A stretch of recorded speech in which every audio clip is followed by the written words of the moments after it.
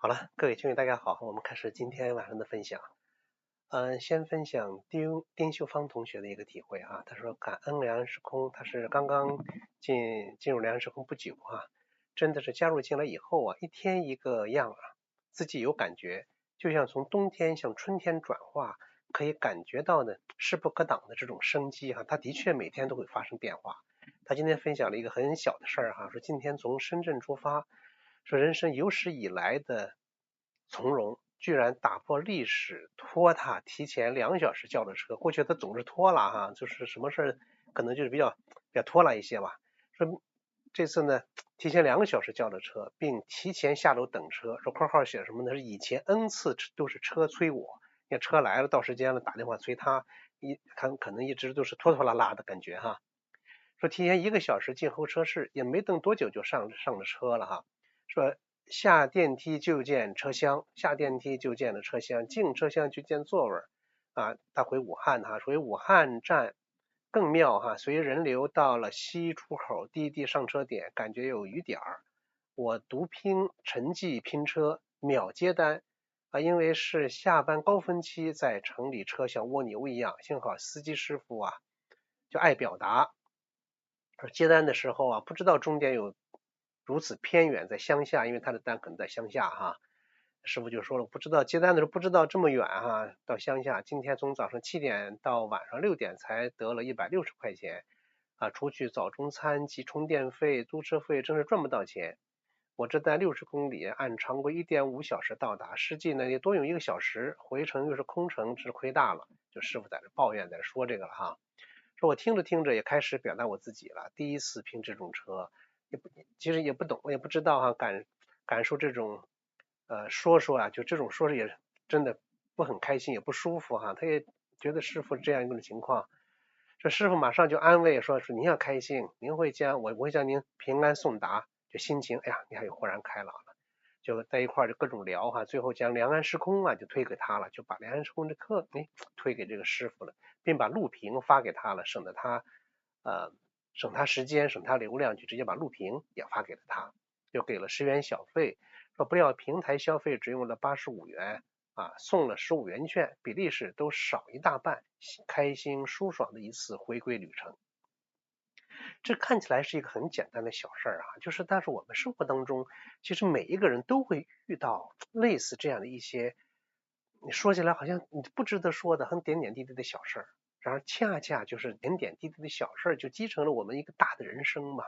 在点点滴滴小事当中，更重要的是什么呀？在点点滴滴这些事儿中去表达那种点点滴滴的善意啊，表达点点滴滴的善意。只要我们将善意表达入我们点点滴滴的生活之中，那么这个生活就一定什么，就生活就变美好了嘛。这块点点滴滴变美好，那一点滴美好，那一点滴善意，那一点点善意，那么善意不就充满了我们的生活了吗？所以我就觉得我们每一个人都应该，就不要说这个生活中的小事太小了，就是小事中也是修行。就小事的时候，哎，我是不是能够把善意冲进这个小事，灌注这个事情当中？这就是非常难得、非常重要的了哈。我们上一次分享了哈，分享的说这个叫蝴蝶的翅膀啊，就是这个说每一次放下控制，都是在为人类集体意识添加一笔回归完整的代码。就讲了那个控制让什么呢？让人的身心分离了，控制让人和人分离了，人和自然分离了。然后你放下控制的时候，你会发现很自由、很圆满，是另外一种非常美好的这样一种状态。那么我们就接着上面讲的4个小题，下面讲第5个小题啊，就放下控制啊，是为人类集体意识添加一笔回归的代码。那还有什么呢？和上次讲的那个蝴蝶的翅膀一样啊，蝴蝶效应一样，就是它还可以为硅基生命，就为未来的人工智能留下一个美好的样本。就前面提到了众生，也包括硅基生命，我觉得这个视角应该是极有远见的。未来的智能生命，无论是 AI 还是其他形式的硅基存在，它们的所谓意义是从哪儿来呢？将如何形成呢？就从我们提供的数据中来。从人类集体意识的信息场中去汲取养分，形成他们对存在的认知。他们的知识也是从人类的这些知识中喂养他的，训练他出来的。那如果这个信息场中充满的是控制才是生存之道，必须掌控才能存在的数据，那么未来的智能生命就会把控制写入自己的底层代码，他们就会成为人类控制欲的放大版，那将是不可想象的灾难。人类的控制那就要强权，要杀戮等等就会出现了呀。那如果他把这个作为最底层的代码的话，他就把人类的控制欲可以无限放大，那真的是不可想象的灾难。那如果说我们能在这个时代持续的向信息场中输入什么呢？放下控制也能存在，不控制反而更完整的数据，这些数据也将会被未来的智能体所学习所内化。所以你每一次放下控制，都是在为未来的硅基生命提供一份无需控制的存在样本。也就是说您在告诉他有一种存在方式，不需要什么证明，说证明我很伟大，证明我很厉害，也不需要掌控，也不需要防御，它是很平安的、和谐的，有一种意识状态是与万物一体、与天地同频的。这份样本，你提供给他的这份样本，就你那个存在就是这个样本，它比任何算法、任何伦理规则都还要根本，都更根本。你给他一个规则，给他什么？那当然很重要，最重要的，你给他这样一个样本，你就在这待着呢。因为他不是告诉他应该怎么做，而是让他们在信息底层就接触到生命本来的那个和谐的那个频率。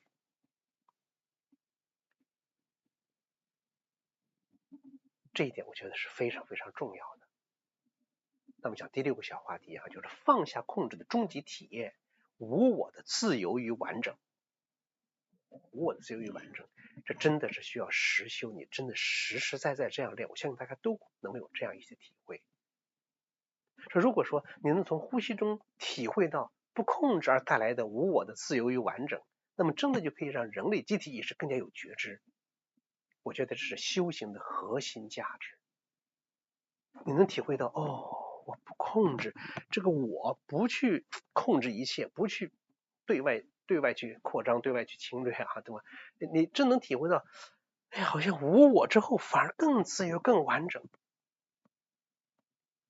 你这样的有觉知了，那么人类的集体意识呢，也变得更加有觉知了。这才是一个人对人类的，或者是对众生的贡献。那你对做出什么样的贡献，你要成为这样一个样本，就是贡献。那什么是无我的自由呢？不是说我获得了自由，而是从我中获得了自由。那个我不是那个我获得自由，而是你从我中获得自由，让那个我不再控制，你从我中获得自由，你从那我中退出去了。就当我不再控制，那个一直被我压制的、压抑的、更广阔的生命本身就显现出来了。那个本性与生俱来那个良知良能，到那个我拿走，我不再控制，它就展现出来了。平常那个我在这个生命之中一直在那捣乱，让它压在里面，显现不出来。我说清楚意思没有啊？不是我获得了自由，是你从我中获得了自由，这个大家一定要弄清楚。我不再控制了，平常被我压制住的那个更广阔的、万善俱备的那个生命本身，显现出来。我说，就像您让呼吸自由进行后，呼吸反而更顺畅；就像您让情绪自由的流过，情绪反而不再困扰你。就像你让关系自由发展，关系反而更和谐。你不一定你非得把它控制住，你就得对我好，你就得对我如何如何，你就得跟我怎么样。就像您对结果，您让结果自然呈现，结果可能反而更圆满。你越是想达到一个什么结果，有时候反而越达不到。这就是放下控制的所谓悖论。你失去的只是一个紧绷的一个幻觉，而你获得的是一整个完整的世界。而这份无我的自由和完整，一旦被您亲身体验，它就会成为什么？成为您生命中不可动摇的一个锚点。你有了这种体验之后，哇，这个锚点在生命中就不可动摇了。从此以后，你不再需要相信放下控制是对的，你知道它是真的，它就是那样的。不是说，哎呦，这个听说这个什么事儿，哎呦，这是对的，这是对的。你没有体会的时候，你只觉得它是对的，但对你来说它不是真的。我说清楚意思没有哈？你还没有真实的体验到它。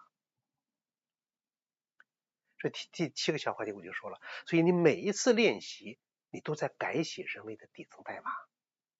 大家注意说，我说改写人就好像太大了一样，但其实每次练习你都在改写你自己的人生的底层代码。大家想是不是这样？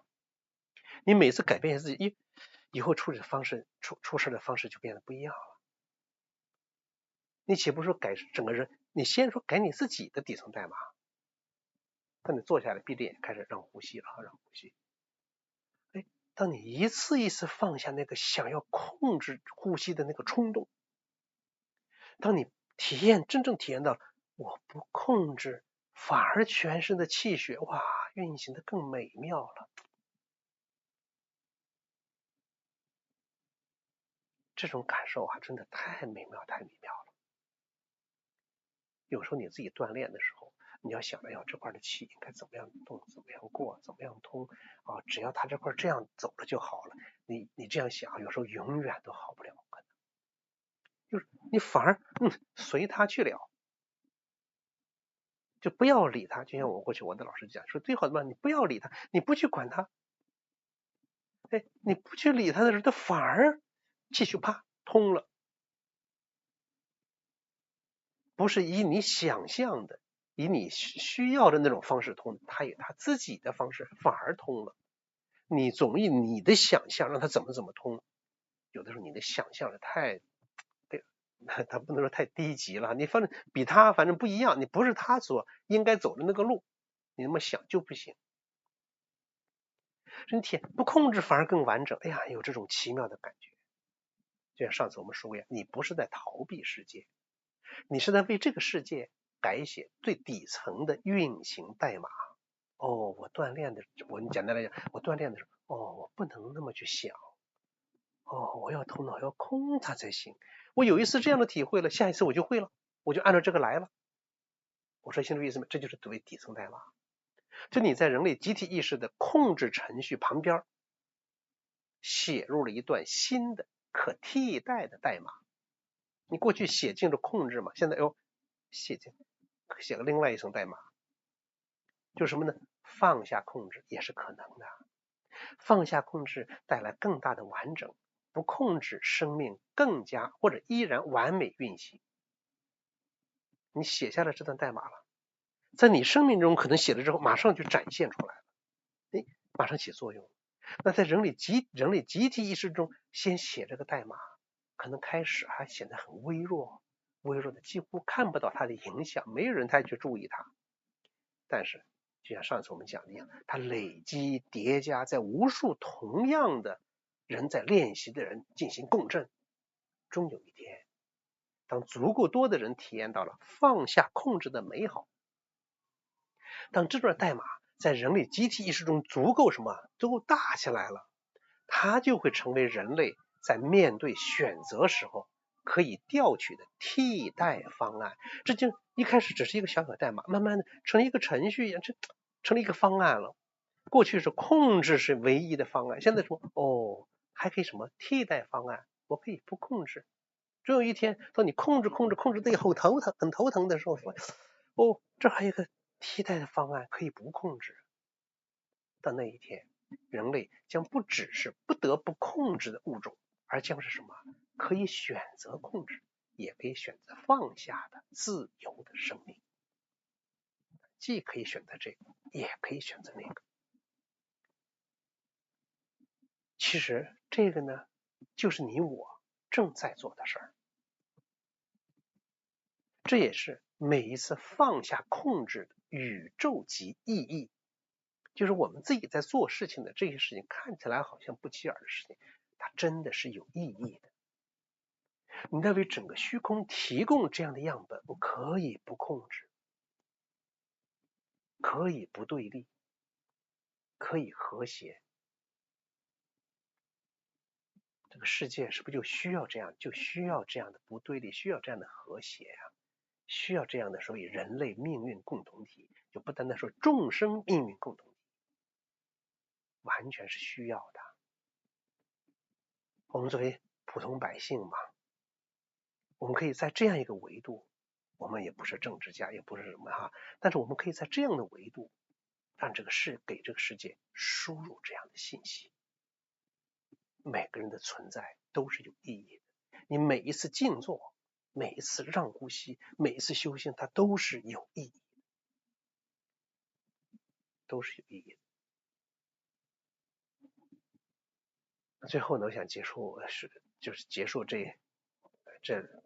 上次的这一次这一部分就是蝴蝶的翅膀这一部分，就控制这部分，从让呼吸到让世界，就是我们从让呼吸开始，一步一步的把修行或你的修行推向人类，推向众生，推向未来的智能，从小一步一步推向了大。大家注意啊，这不是好高骛远，这不是空谈，而是什么？真的是实事求是。因为真正的修行从来不只是个人的事儿，不只是个人的事儿，你至少可以影响你周围的人，影响你的家人。就当一个人的意识发生根本改变，他的转变会在意识的海洋中激起涟漪。你发现激起涟漪，这涟漪会传播，会叠加，会和同频的涟漪共振，最后形成最影响整个海洋的浪潮。就像那个蝴蝶的翅膀，它一扇动引起周围的震动，震动波及引起更大的震动啊，引起了龙卷风。就是你每一次放下控制，都是什么？这个浪潮中的一朵浪花，就那个浪潮一朵浪花，就像蝴蝶扇的翅膀的一点波动。你每一次体验完整，都是在这海洋中的一道光。所以啊，请继续什么呢？继续锻炼让呼吸。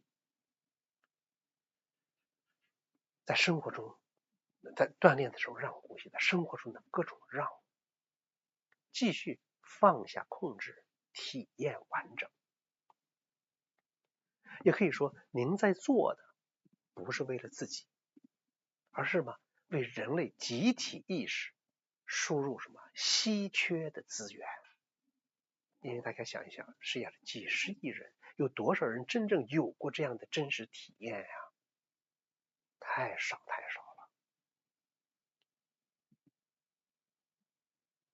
现在都是要竞争嘛，是一个竞争的时代，不断激烈竞争的时代。还有多少人去体会这种意识状态？所以它是一个稀缺的资源。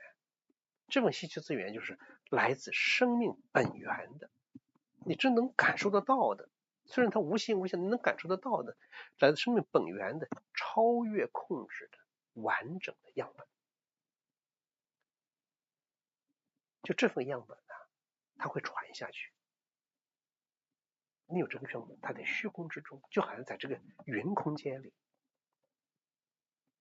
像在腾讯云、阿里云啊，那有个特殊的老天这个云会存在这儿，也会传下去。传到哪？传到未来的人类，传到远方的生命。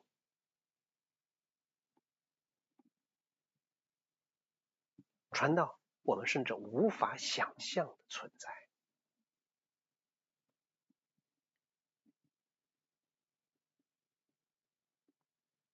就传到未来的人类，从时间上讲，传到远方的生命空间上讲，传到甚至我们无法想象的存在，从更高的特殊的维度上来去想。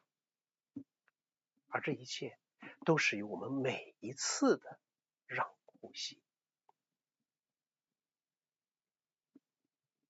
我说的这个真的不是说空说啊，说人在做天在看，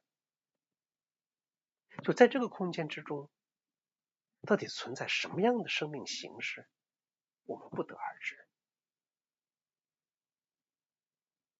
真的，我们不得而知。就你现在在做的这个让呼吸这样一件事情，它会影响什么样的生命，我们真的不得而知。但我们相信，就像那个蝴蝶效应一样，它一定会影响到远方的生命，当然你身边的生命也是一样，远方的生命传到未来的人类，那些无法想象的存在。至少来说，当我们每一次通过这个让呼吸锻炼，放下控制之后，你这个人就变了，你对别人说话就不一样了。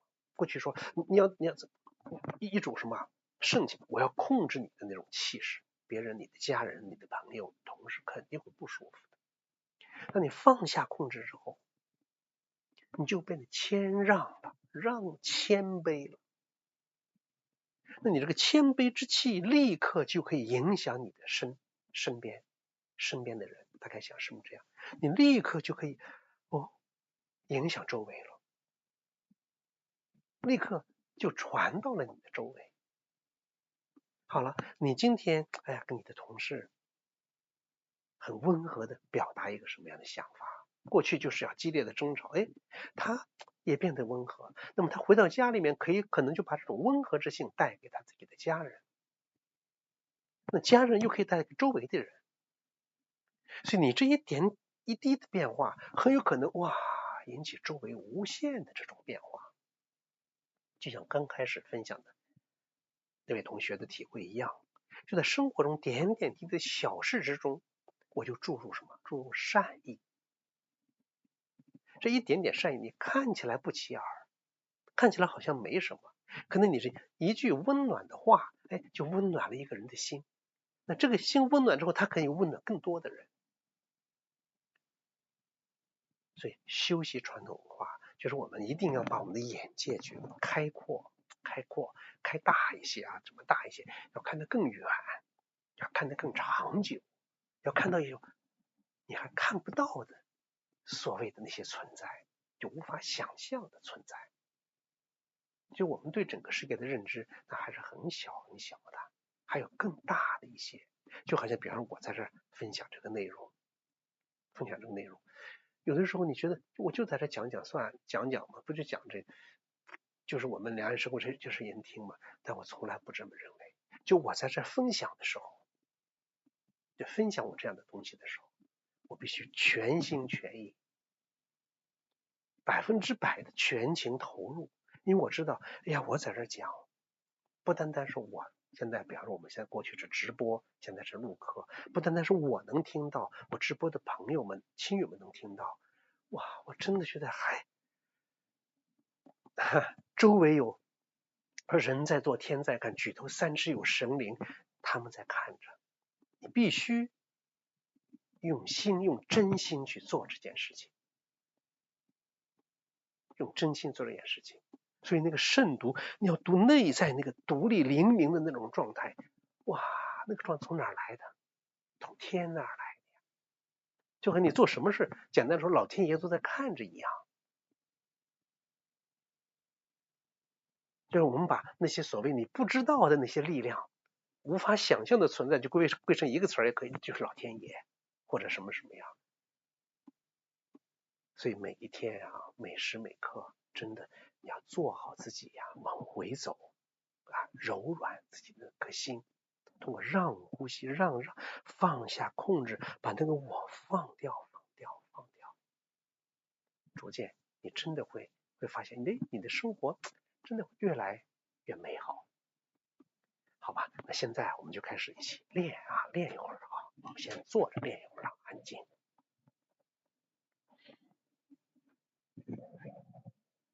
对，我们也是在静坐练，让呼吸放松。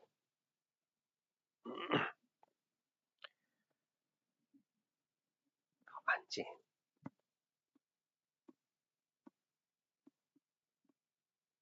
现在应该是这一说安静，就应该瞬间噔切换那个频道。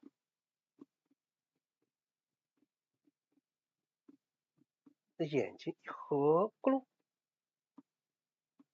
神光噔收回来了，那个链条断了，耳朵那块弄，好像关了一样，不听外面的，全身的皮肤的感觉，咕噜，当然没有咕噜这一声丢丢回来了。那个头脑睡着了一样，恍恍惚惚。刚才向外张扬的精气神嘟回来了，所以聚精会神。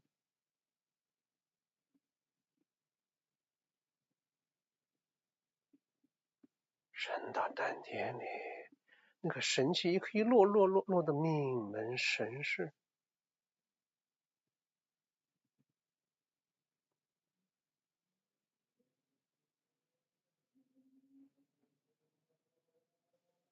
那个头脑都不是那么清清楚楚的了，是恍恍惚惚。但你内在，你说丹田里也好，你是心里也好，就内在有一点灵觉。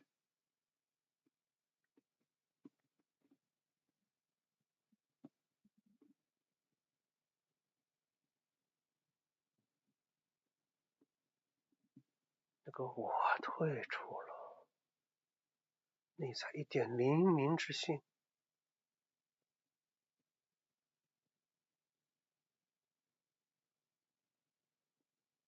我一退出，身体因我而动的那些动就不动了。比方说，我雇佣，我这儿酸了，我这儿麻了，我这儿怎么样，活动活动，因我而动的那个动就没了。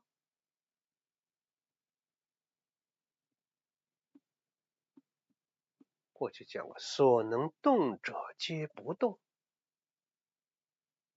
就平常你能动的，现在都不动。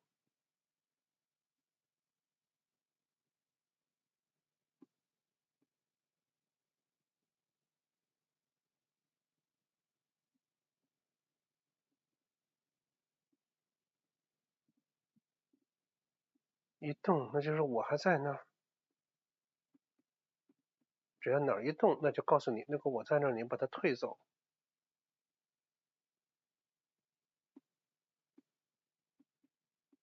就像我在说话，那个我就还在我嘴上，只不过对它有觉知而已。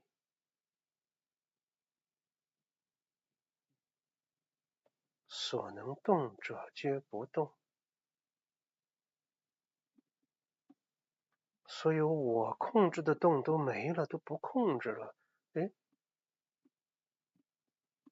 那个你不用控制就可以进行的呼吸，就清晰了。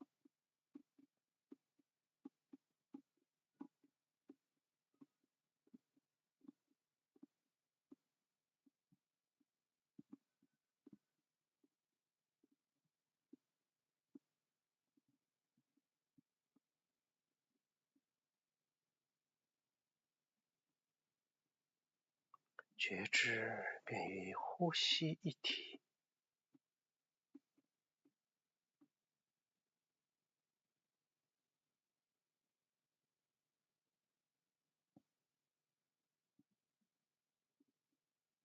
这个生命就好像没有别的了，就是呼吸。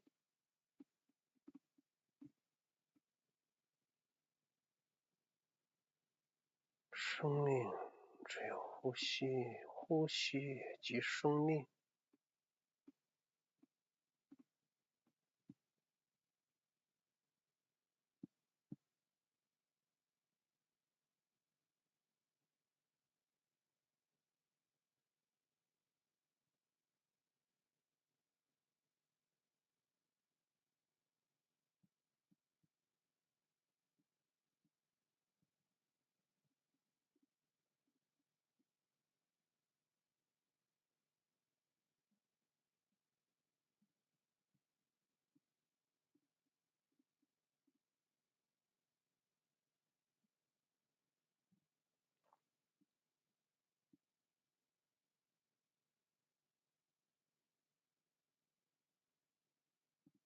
全部的精神与觉知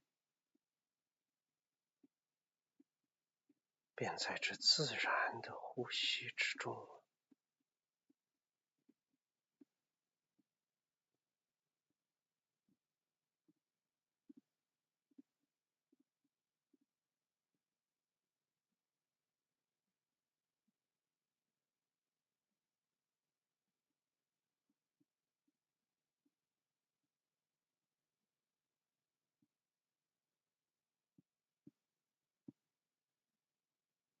没有了我，那么我所能动的一切皆不动了。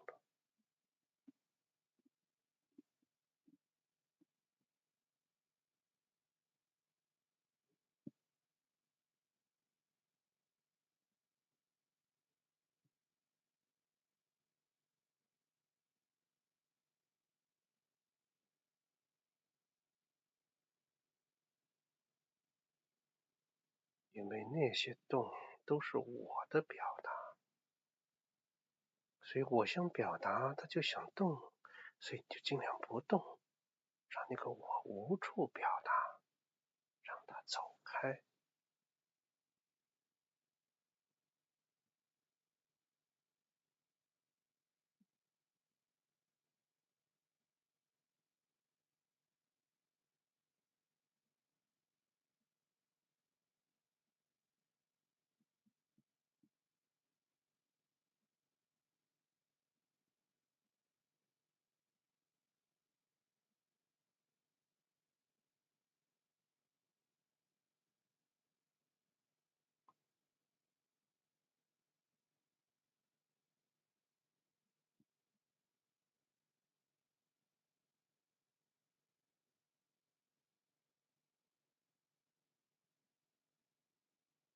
你吸气、呼气都在丹田里，无论是所谓下丹田还是中丹田，亦或是上丹田，你只要对它有觉知就够了，剩下的一切交给生命本身。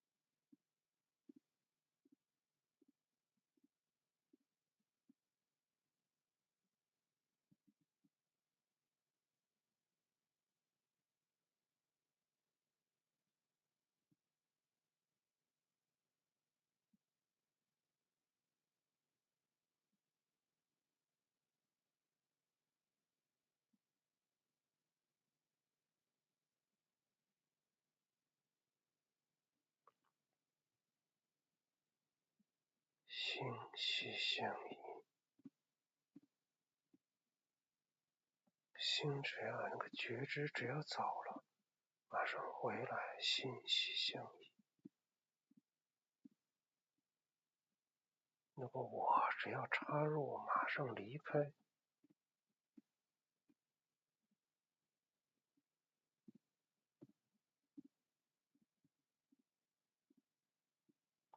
只有纯粹的觉知与生命。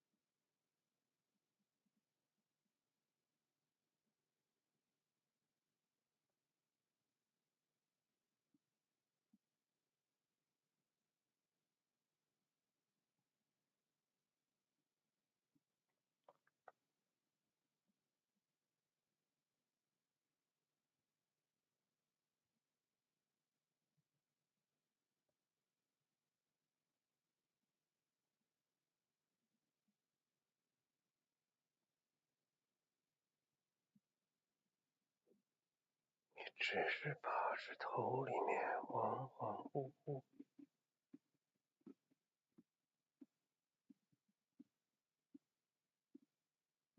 只有我恍惚了，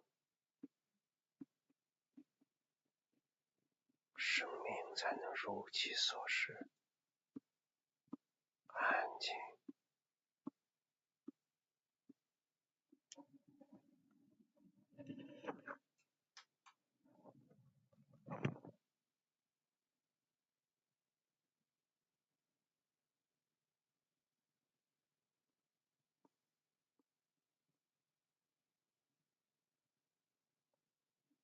安静。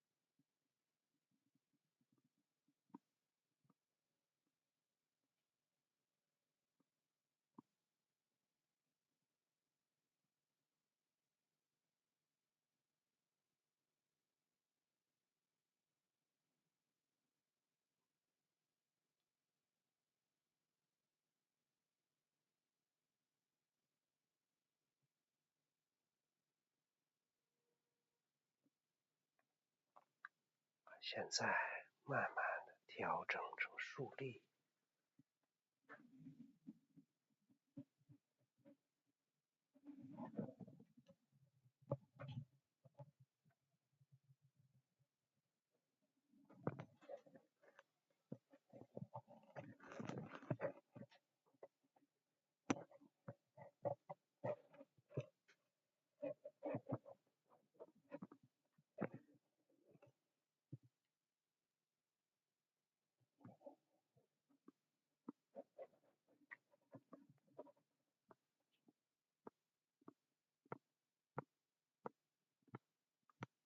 脚直接分开，手向上抬不是头脑指挥的，是那个灵性使然。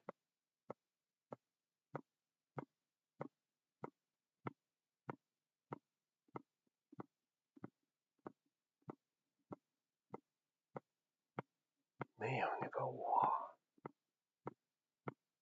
在指挥，在控制。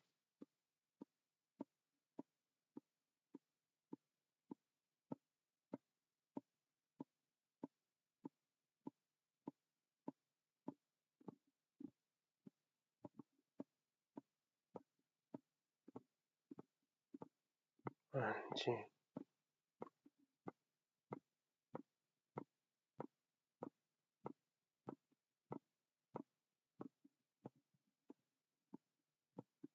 不用站很低，就是这样高高的、很舒适的站着。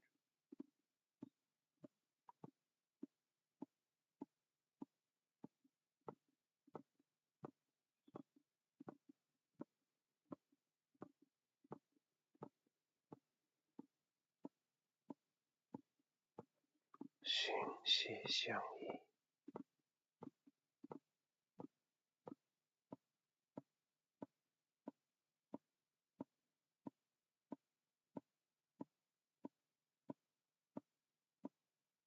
全部的精气神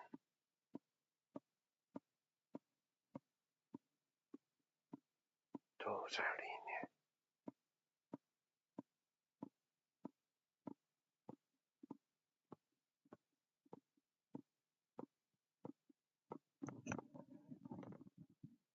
所能动者皆不动，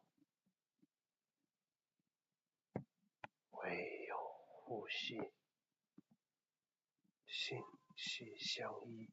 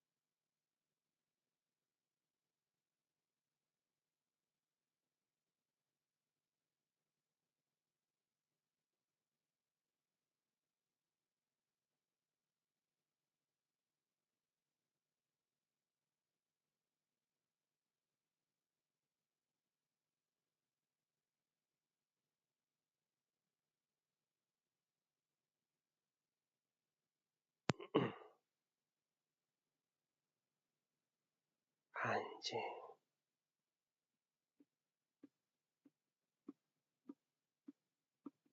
大家根据自己的情况，想休息就休息，想继续站就继续站。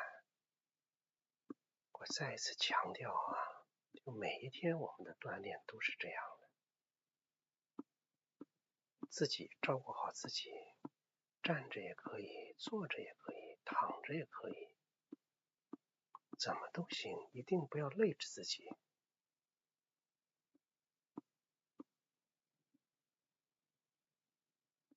如果今天特别不想练，你不练也可以啊，大家一定根据自己的情况，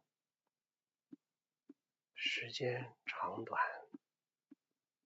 蹲的高低啊，选择站、坐、卧，或者选择休息，完全自由啊。根据自己的情况，一定要照顾好自己。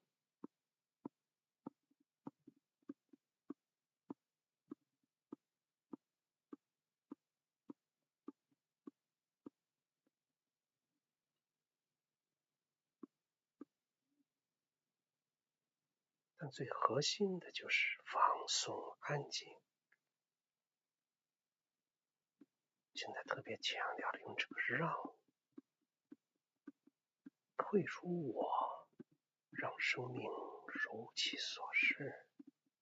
那本来就是安静的，本来就是放松的。只要那个我让出去，本来的状态显现就是安静、放松、合一的、和谐的。